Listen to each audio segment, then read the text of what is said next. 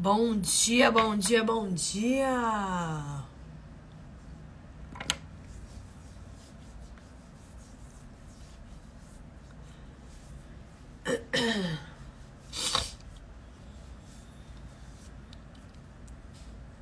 Bom dia, people!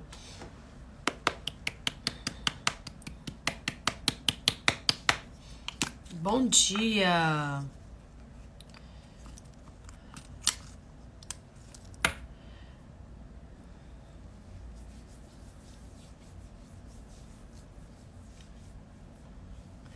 Então, vamos falar um pouquinho sobre um assunto bem interessante, que é a perimenopausa e a menopausa.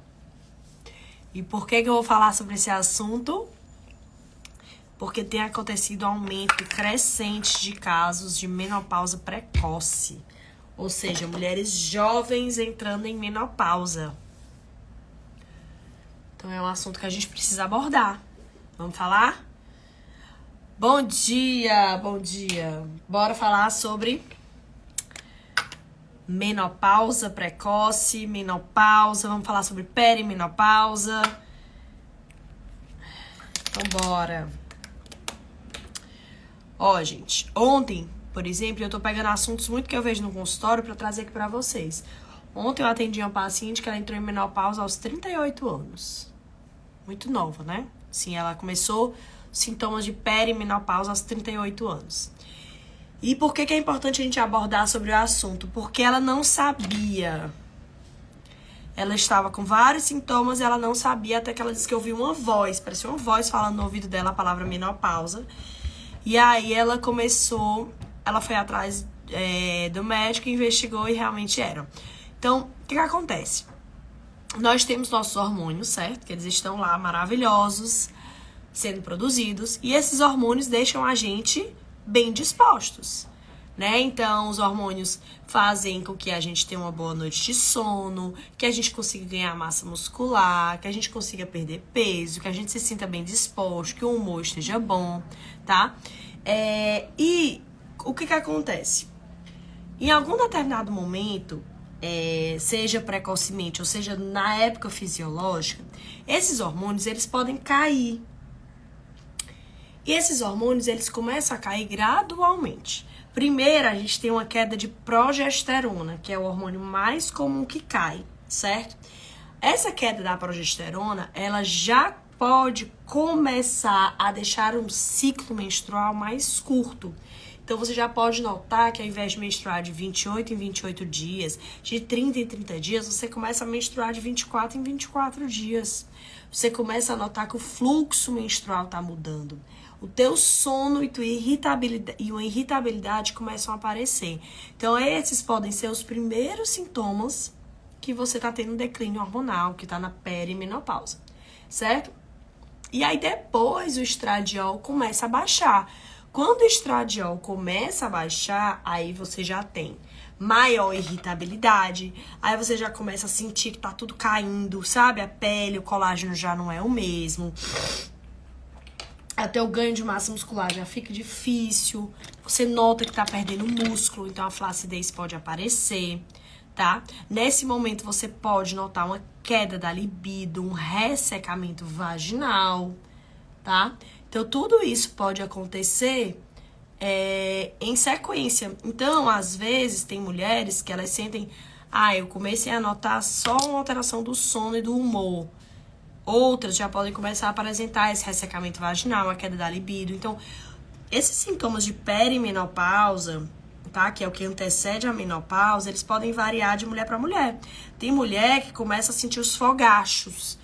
Primeira coisa que sente são os calores. É um calor que vem, sobe. Assim, como que as pacientes explicam pra mim sobre o fogacho, né? Eu nunca tive fogacho, então não sei explicar. Eu tendo, mas o fogacho é como um calor que vem, sobe e depois passa e a mulher fica suando, né? Então fica...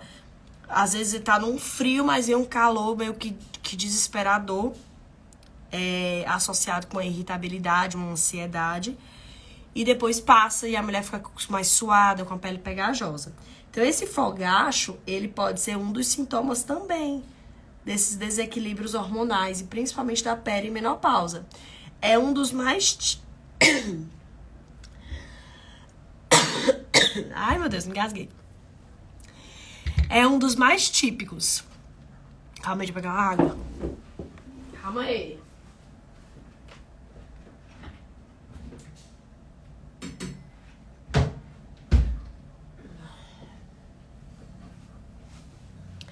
É um dos sintomas mais típicos da...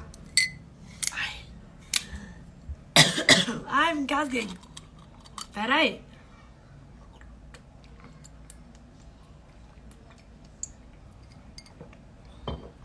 Deixa eu passar aqui porque eu me engasguei valendo. Sabe aquela história que você se engasga com a própria saliva? Fui eu.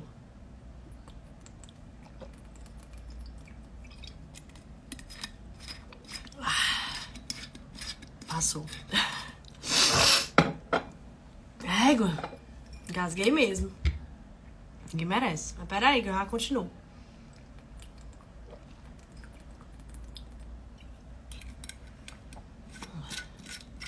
Então, bora nós.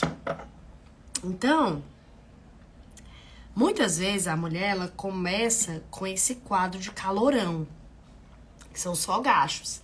Eles tendem a acontecer principalmente à noite ou na madrugada. Porque eles estão relacionados aos desequilíbrios hormonais.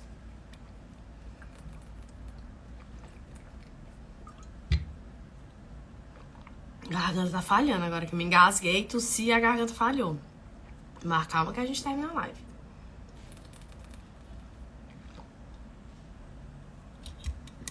Então,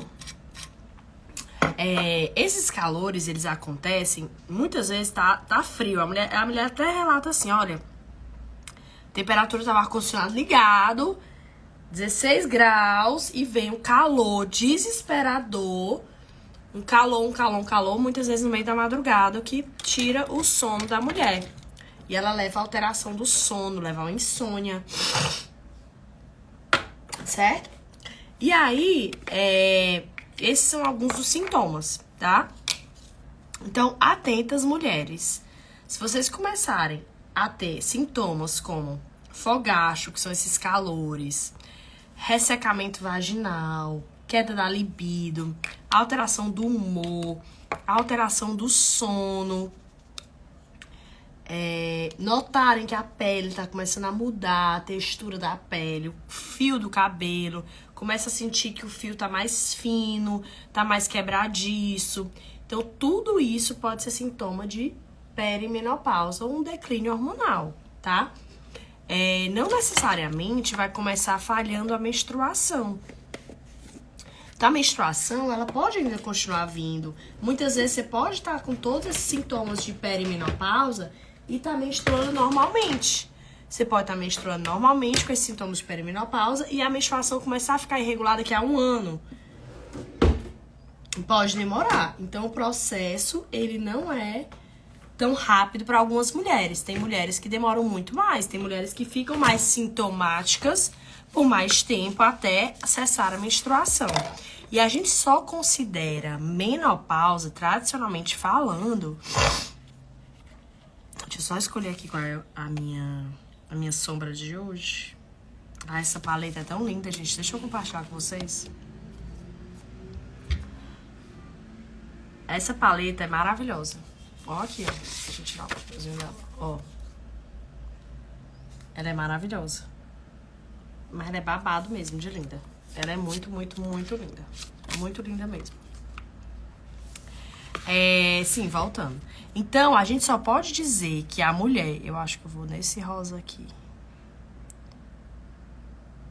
A gente só pode dizer que a mulher, ela está na menopausa depois que ela está há 1 ano em amenorreia. Ou seja, há 1 ano essa mulher está sem menstruar.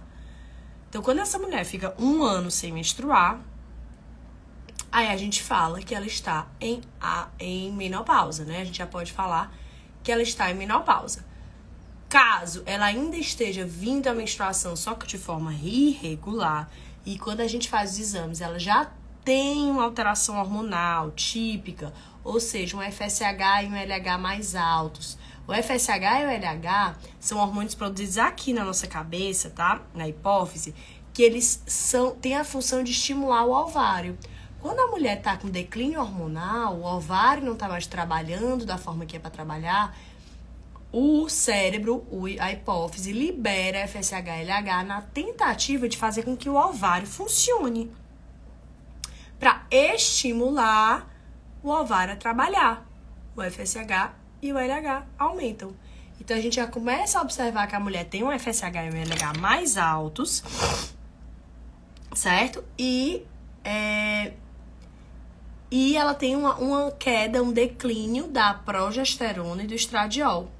São os principais. Então, é importante a gente avaliar, por exemplo, o estradiol no 22º dia do ciclo. A gente já avalia ele ali na fase lútea.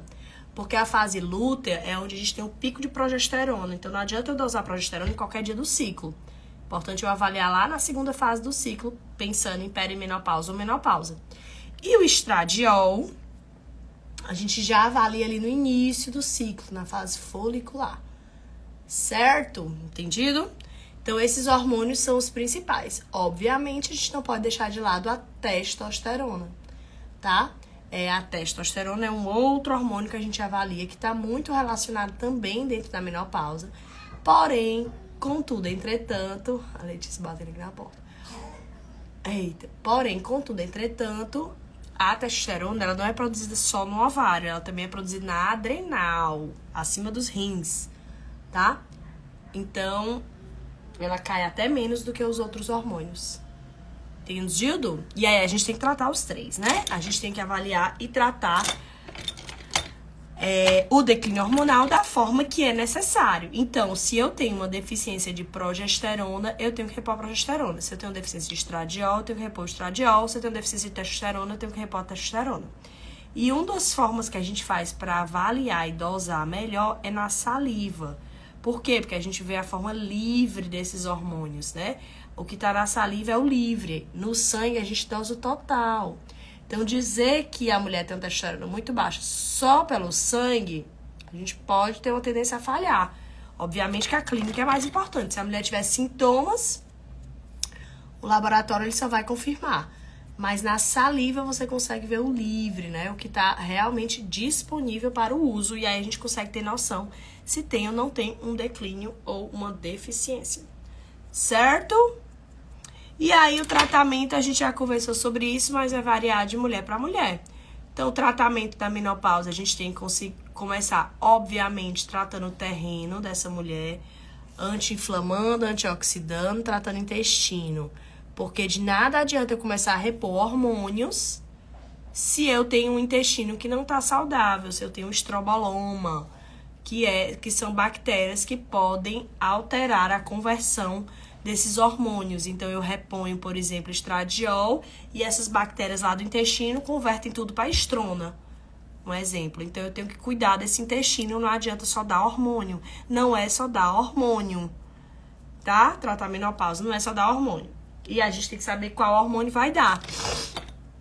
Hoje, a gente já estuda muito sobre os hormônios isomoleculares, que são os hormônios antigamente chamados bioidênticos, que são os hormônios similares aos que a gente produz. Então, a gente dá preferência a fazer reposição com eles, porque é mais fisiológico eu repor um hormônio que o meu corpo já produz e já conhece, certo? Então, a gente evita, eu pelo menos não prescrevo, hormônios que não são os isomoleculares, tá? Que aí tem vários no mercado, né? Com, eu não posso falar nomes aqui, né? Mas com a droga tibolona, que é muito utilizado para reposição hormonal na menopausa. Mas o nosso corpo, ele não produz tibolona, certo? Então, a gente precisa estar ciente disso. Tá usando um hormônio que pode até beneficiar os sintomas, mas não é um hormônio que o nosso corpo produz. Então, o ideal é que a gente reponha os hormônios que estão deficientes, que a gente reponha a progesterona, que a gente reponha o estradiol, que a gente reponha a testosterona, certo? Trabalhar na reposição dos hormônios que a gente produz e que estão deficientes por conta da falência ovariana, seja precoce ou não. E um ponto importante da gente entender sobre a reposição hormonal é que se a gente não tratar, tudo bem, é uma opção, mas a gente tem que estar ciente de que algumas doenças aumentam na menopausa. E quanto mais tempo eu tenho de declínio hormonal, mais doenças eu posso ter. Então, por exemplo, osteopenia e osteoporose, ela é tempo dependente. Então, quanto mais nova eu entro na menopausa, mais eu tenho que me preocupar com a osteopenia e a osteoporose.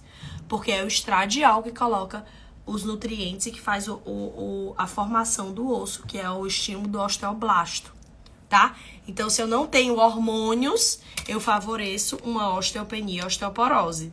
Além disso, nossa saúde cardíaca, cardiovascular, os hormônios são importantíssimos. Então, quando eu entro na menopausa, eu aumento o risco de doença cardiovascular. E por isso é importante o tratamento, principalmente se for menopausa precoce. Uma mulher, como por exemplo, no caso, 38 anos que entra muito nova, ou 40 anos, enfim, ela vai ficar muito tempo sem hormônios e ela precisa repor para prevenir essas doenças.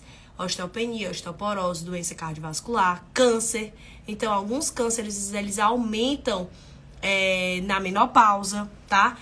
O próprio doenças neurodegenerativas, né, o Alzheimer e o Parkinson. Então, lembrem que essas doenças, elas aparecem quando a gente não tem mais hormônio. Quando a mulher está na menopausa, a osteopenia, a osteoporose, o câncer, o infarto, AVC. Comumente, esse tipo de doença é mais comum na menopausa e no homem na andropausa, justamente porque os hormônios, eles nos protegem. Os hormônios são importantes para a saúde do nosso corpo. E quando a gente fica sem eles, a gente está mais exposto a ter doenças. Portanto, a menopausa, caso a mulher não tenha contraindicações e queira, ela deve ser tratada. Ok, babies? É isso. Live de hoje sobre menopausa, sintomas para vocês ficarem atentos, sobre tratamento. Ok? Boa quarta. Hoje é quarta? Quinta. Eu tô perdidinha de data. Quinta, né, gente? Já é quinta? É quinta. Boa quinta-feira pra vocês. Beijos. Bora trabalhar. Fui. Tchau.